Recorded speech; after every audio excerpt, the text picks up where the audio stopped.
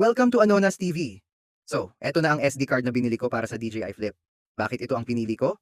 Storage capacity, mas malaking storage, mas maraming videos na kayang i-record. Read, write speed. Importante ito para sa smooth at high-quality footage, lalo na kung 4K ang recording. Compatibility. Siyempre dapat compatible ito sa DJI Flip para walang problema sa performance. Ngayon, susubukan natin kung gumagana ng maayos. Bago ang lahat, huwag kalimutang mag-follow, like at share ang Anonas TV para lagi kayong updated sa mga vlogs natin. Una kong chinek ang official website ng DJI para sa compatible SD cards.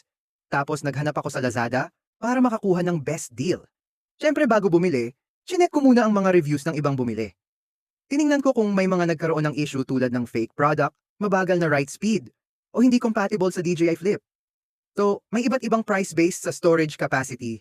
Meron 64 na gigabyte na 500 at 5 piso. 128 gigabyte na 700, 50 na piso. 256 na gigabyte na 1,000. 245 piso. At 550 piso sa halagang 6,500 piso. 256 na gigabyte ang pinili ko. Kasi sakto sa needs ko nang hindi masyadong mahal. Nang dumating ang Lazada item ko, dali-dali ko itong binuksan. Maayos ang packaging, sealed, at may bubble wrap din.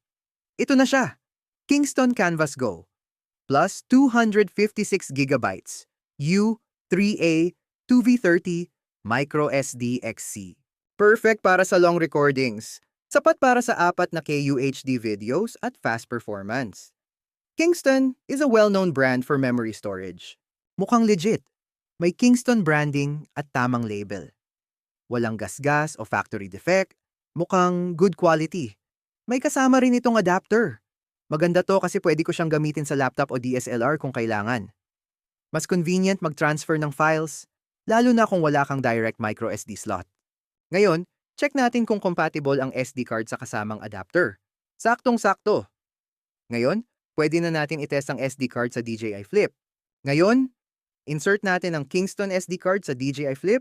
Then, buksan natin ang DJI Fly app sa mobile phone para ma-check kung legit ang storage capacity. Ayan, nakalagay na. I-power on natin para makita kung madedetect ang SD card. Connected na tayo. Ngayon, punta tayo sa settings para makita ang storage details. Ayan, lumabas na ang total storage capacity. Tingnan natin kung legit ang 256 na gigabyte. Legit ang 200 at 56 na gigabyte na storage, walang daya, walang kulang, gumagana ng maayos sa DJI Flip at detected agad sa DJI Fly app. Kung naghahanap kayo ng quality SD card para sa DJI Flip, Kingston Canvas Go. Plus, 256 gigabytes is a solid choice.